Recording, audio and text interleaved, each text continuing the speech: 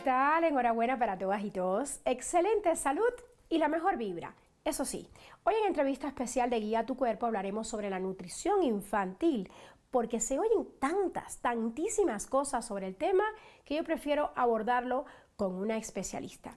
Ella es la doctora Pilar Cano y es nutrióloga clínica pediatra. Bienvenida, doctora Cano, a nuestro programa. Y bueno, quiero empezar con la pregunta de los 100 millones, la que se hace todo el mundo. ¿Cómo es posible que en México, que hay tantos productos de verduras, de frutas, de lo que se conoce aquí como la milpa, haya tantos niños obesos? Esto sucede en gran parte en que hemos estado bombardeados de mucha información, de muchos productos no saludables que están al alcance de los niños y que entonces es más fácil acceder a esos productos y tenerlos a la mano que fomentar los hábitos de comer sano y de comer variado en casa. ¿Te refieres a los productos que le llamamos industrializados? Exacto. O ultraprocesados? O lo común. ¿Lo chatarra? Exactamente, la comida chatarra, que comer variado, es decir, frutas, verduras, proteínas, leguminosas en nuestra mesa, en nuestro día a día, dejándolo como que eso ya es del pasado, sin saber que es algo que nos va a acompañar para toda la vida. Y nos vamos por lo más fácil, lo más rápido, lo que es más accesible en cuanto a la economía, y por eso cada vez los índices de obesidad y sobrepeso en México e incluso en América Latina pues van hacia arriba. ¿Por qué cuando comes un producto chatarra, como le llaman, un alimento ultraprocesado o un refresco embotellado, no tienes nunca cómo poner fin a esa saciedad que te provoca? O sea, quieres comer más y más y más. En gran parte se debe a que activan una parte de nuestro cerebro que es como el centro de la recompensa. Este centro de la recompensa se activa con productos como azúcares en exceso o sabores como salados, en el que está todo el tiempo prendido y al momento de comerlos es una lamparita que dice, me gusta. ¿Pero qué tienen? ¿Qué tienen? ¿Qué contienen? Principalmente son azúcares añadidos. Estos azúcares añadidos son aditivos que en el cerebro forman una sensación de necesidad.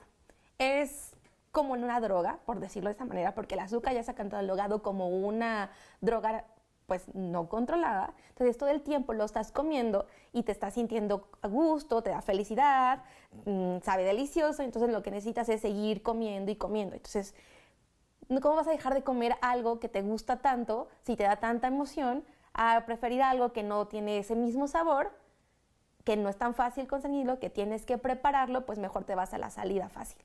Bueno, y esos productos ultraprocesados que vienen en bolsitas y todo, muy coquetas, con colores Claro. que también atraen, ¿esos productos antes no existían? Exacto, antes no existían, antes era muy complicado, antes me estoy refiriendo a hace unos 40 años, poder ir a una tienda miscelánea a la vuelta de tu casa y poder conseguir esos alimentos. Esto se debe desde que empezó la globalización. Desde que le dimos la puerta a los productos industrializados del vecino del norte, y no es echarle la culpa, pero al abrirnos a las puertas de todo el mundo, tenemos más acceso y obviamente sale mucho más económico poder procesar un alimento ultraprocesado, porque los ingredientes de estos alimentos son de bajo costo y lo puedes producir a masas, que darle el tiempo a la fruta, a la verdura, a la leguminosa, a que pueda cosecharse, bueno, sembrarse, cosecharse y dar. Entonces tú lo que necesitabas es alimentar a la cantidad de personas que poco a poco iban subiendo. Entonces necesitabas hacer productos que pudieran estar rápido a la disposición para hacer el hambre. Sin embargo, estos aditivos al final son aditivos que no son naturales. No te alimentan, además. Sobre todo eso, no alimentan. Te quitan el hambre, pero Exacto. no te alimentan. ¿Por qué? Me lo estaba diciendo. Porque no tienen los nutrientes específicos.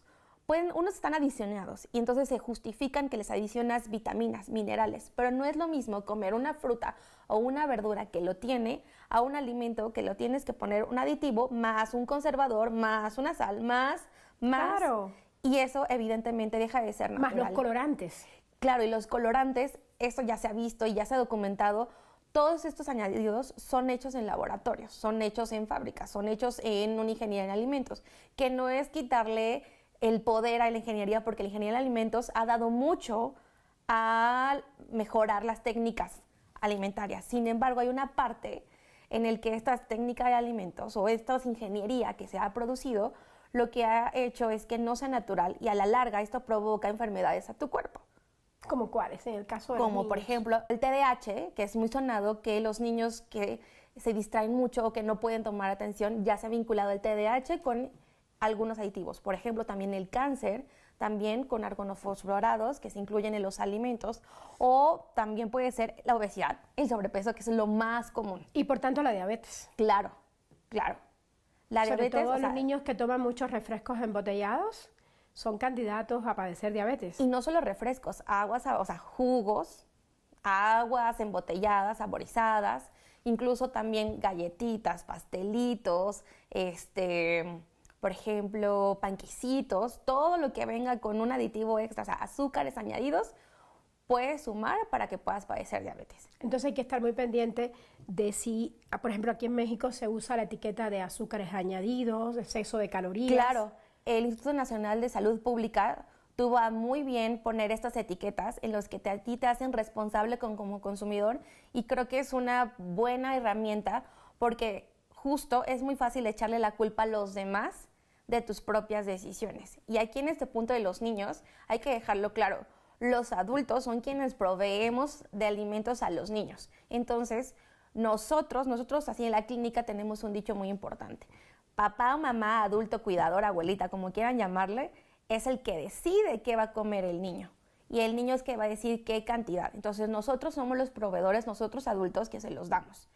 Si no queremos que el niño coma, no sé, panquecitos, yo no lo debo de tener en la mesa. En la alacena, en la mesa En o al ningún alcance lado. de los niños. Y aunque es evidente que viene el sello y que te dice exceso de calorías, exceso de grasa, exceso de azúcares, yo me voy porque sabe rico, o me voy por el epónimo de la marca, o me voy porque estoy acostumbrado y yo lo comía de niño, o me voy porque le gusta muchísimo y le quiero dar un premio, o me voy no por lo nutricional.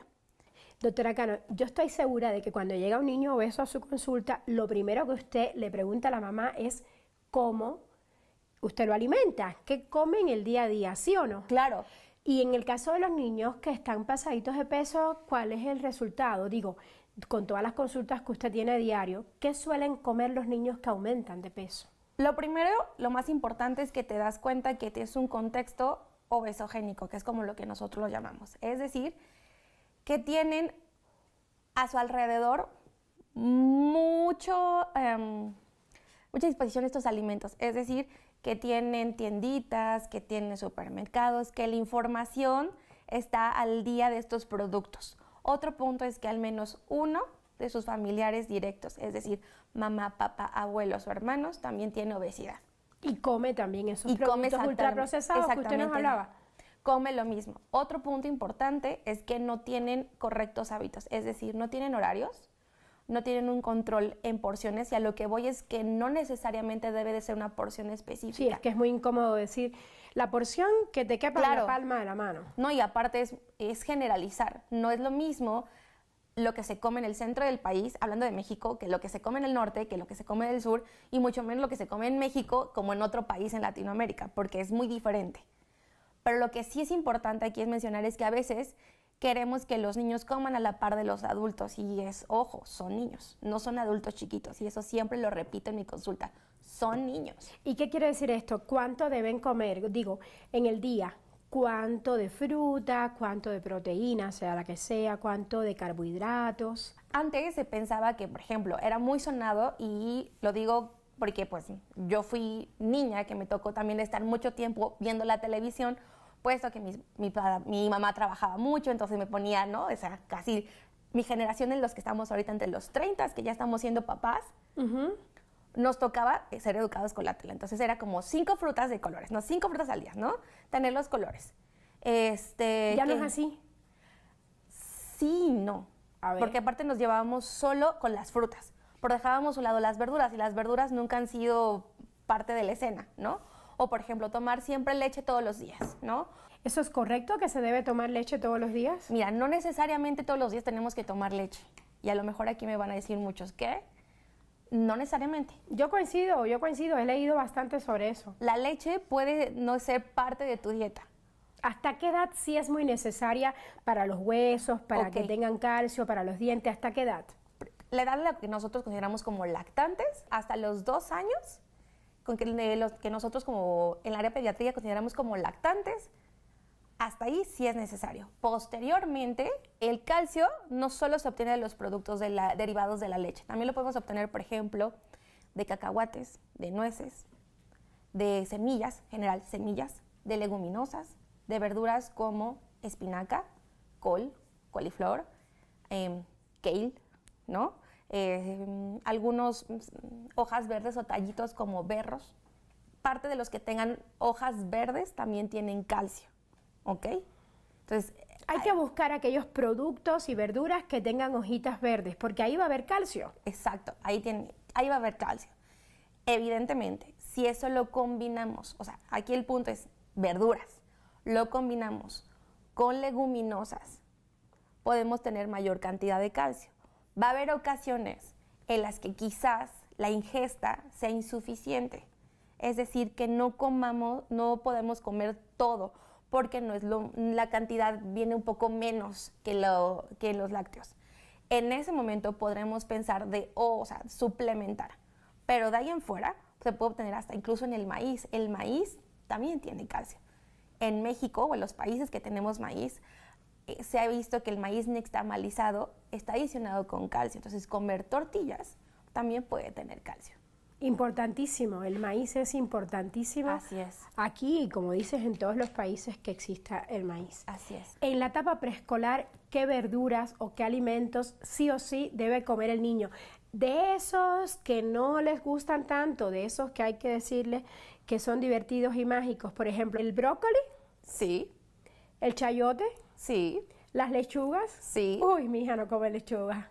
Hay que decirle eso, de que es mágica la lechuga. Claro, y sobre todo al invitarlos a que les ayuden a cocinarlos. Muchas veces creamos como rutinas y los niños aprenden a través de rutinas. Entonces, si yo les enseño a través de una rutina que es un día a la semana, les puedo decir, oye, vente, cocinamos. Va a ser un cambio rotundo porque los vamos a integrar a una dinámica. Entonces, al integrarlos en esta parte, los hago parte de, y no solo con el papel de, pues nada más me siento y podemos hacer dibujitos con el aguacate, que suelen no gustarle, pero también es importante. Claro. Y podemos hacer dibujitos con las espinacas, con otras hojitas. Y que les vayan contando a lo mejor una historia cocinando, o que jueguen al restaurante y que ellos les sirvan. O, por ejemplo, no solamente tiene que ser la verdura triste, hervida, insípida, con sal y limón. Pueden hacer platillos, por ejemplo, hay algo que a mí me gusta y que yo les enseño a los chicos que van a mi consulta, es, por ejemplo, hacer sopes. Aquí en sopes es como utilizar el nopal, frijoles y queso.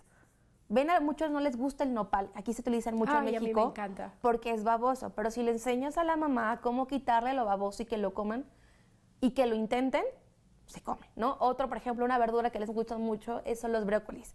Brócolis es un tema para todos los niños.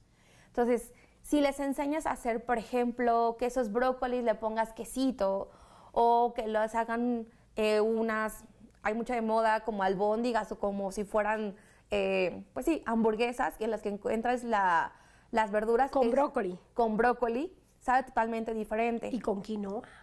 Claro, o con avena, o con amaranto, o sea, no necesariamente tienes que incluir esto. Aparte, el comer verduras ayuda al ambiente. Con esta propuesta, doctora Cano, le propongo hacer una breve pausa. Claro. Y luego continuamos con esta entrevista sobre cómo debe ser la alimentación de nuestros niños. ¿Atentos?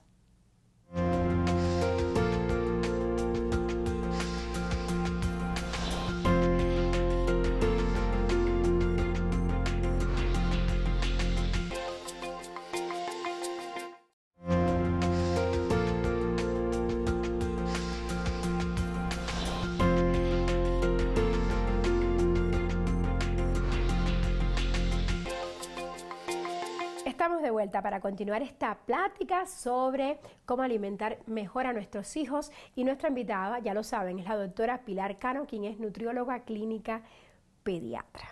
Doctora Cano, hay muchísimos mitos sobre determinados alimentos y en general sobre la nutrición infantil. ¿Usted cuáles nos puede mencionar? Uno, por ejemplo, es el que se tiene que comer carne todos los días. A ver. Y no solo para niños, es para todos los adultos. Y lo que ya se ha visto es que no necesariamente tenemos que comer carne todos los días. El factor aquí crucial es la proteína, pero podemos conseguir proteína en otros alimentos. Aquí es importante mencionar que hay proteínas de origen animal y de origen vegetal. Entonces, de origen animal no solo es carne, hablando carne de res, existe pollo, pescado, cerdo, res, hasta incluso conejo, armadillo, o sea, camarones, etc. Y la parte que es vegetal están las leguminosas.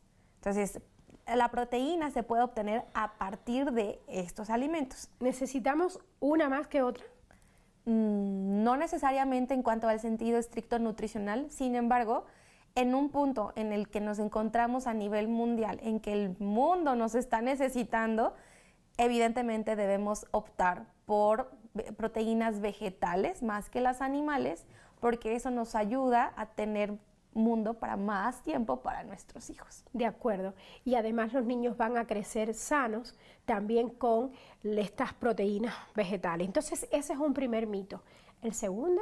El segundo es que teníamos que comer 5 veces al día y que teníamos que comer eso 5 veces al día, 5 frutas, 5 colores y 5 verduras. Ok.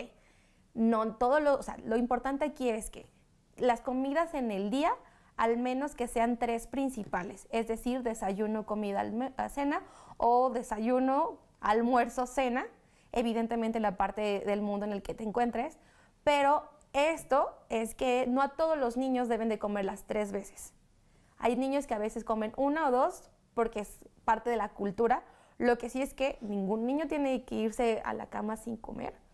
Evidentemente eso ya es otro aspecto. ¿Coincidimos? ¿No? Y que tampoco es necesario hacer colaciones. Ahora, las colaciones se dan de acuerdo a las actividades que lleva el niño y son pequeñas porciones de comida con respecto a las comidas fuertes. Por ejemplo, colaciones pueden ser frutas de nuevo. Claro, pueden ser frutas, pero no solo frutas, pueden ser verduras. Semillas. Pueden ser semillas y sobre todo la combinación de frutas, verduras, semillas, frutas, verduras, semillas, que es aportar energía, y no solo energía, sino nutrientes en pequeñas porciones.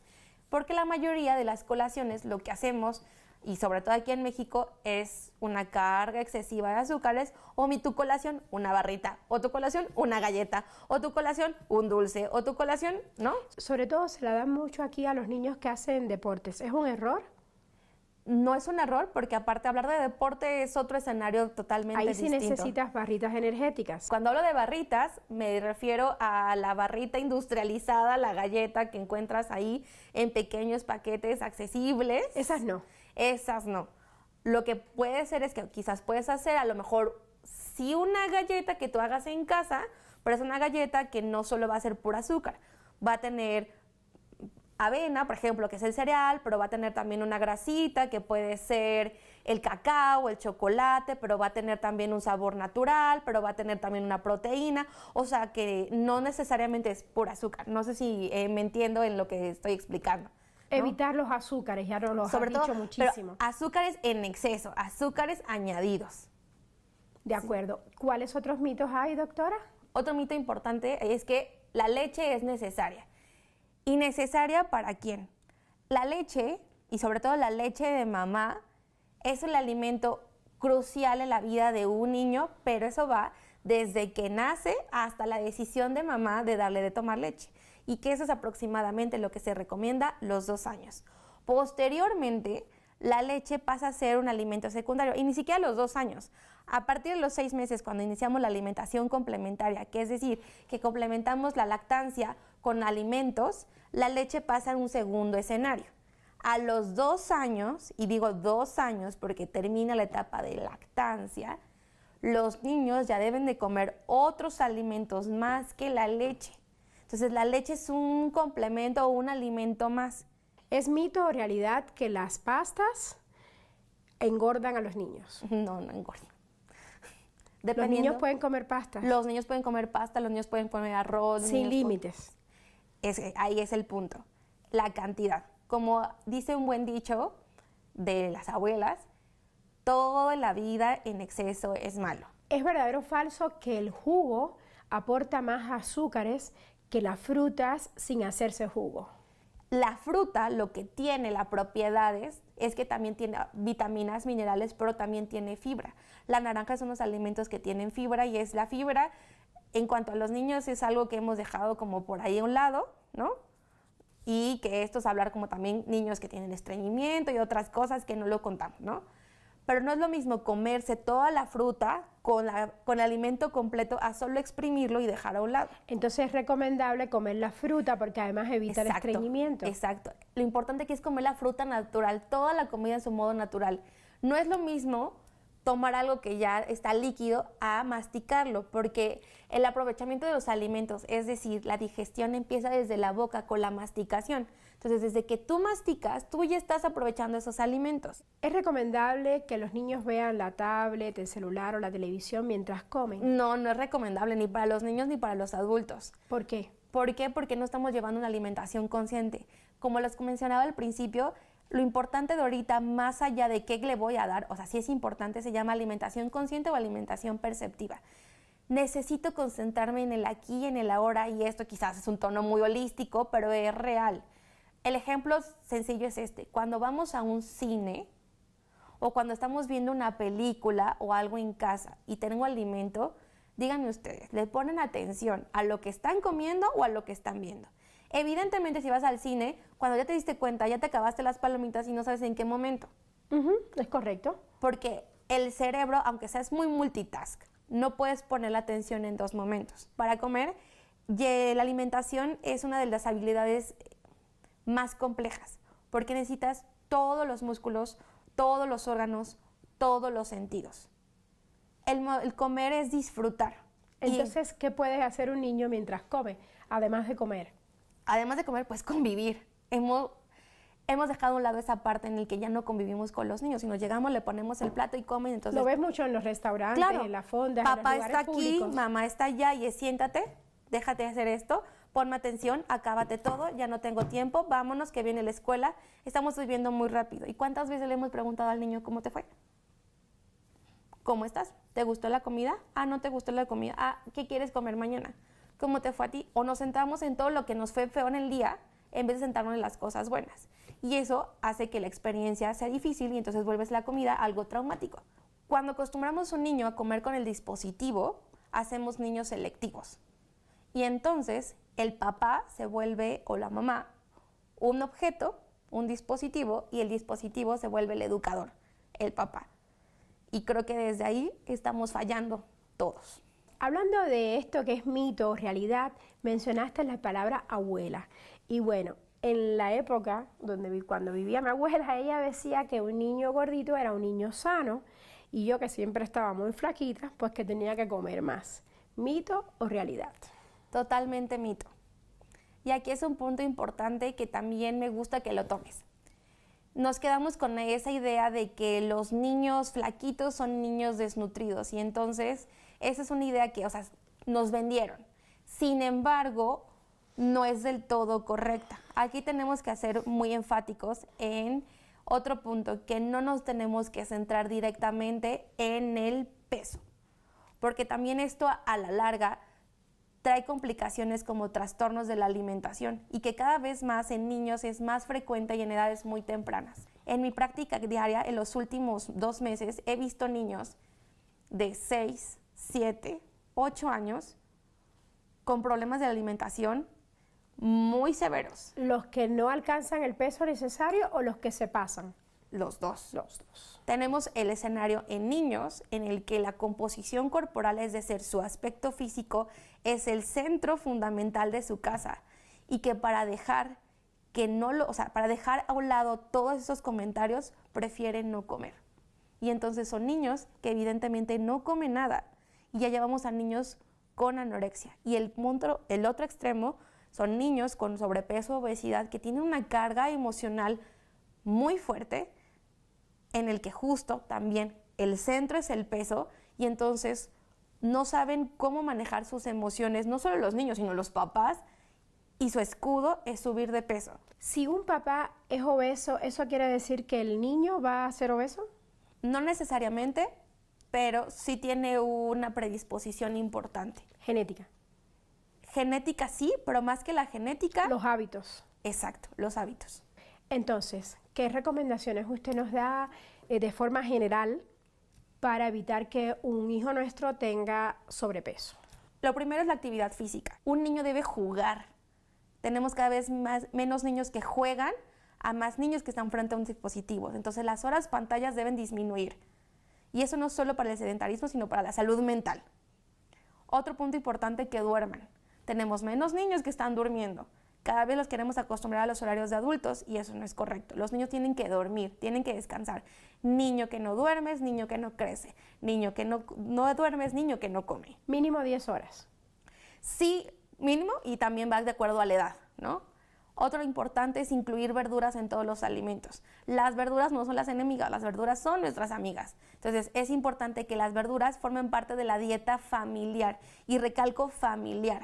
Entonces, si tenemos un niño que es amado, que es respetado, que es valioso, que es importante, hacemos niños seguros. Y eso va en relación a todo. Un niño seguro va a tener una muy buena autoestima y va a ser un niño sano, y eso va de la mano.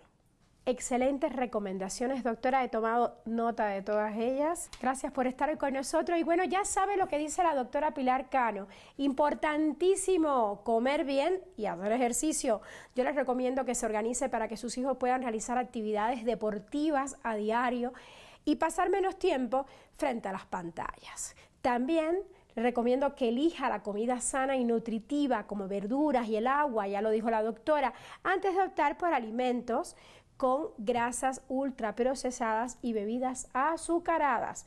Les decía antes, es preferible tomar agua que estas bebidas ultraprocesadas que suelen venir embotelladas. Les invito a seguir el diálogo por nuestra cuenta en Twitter, que es @isaentrevista. Y bueno, claro, les deseo lo mejor. Los veo en 7 días. Cuídense mucho y ámese más.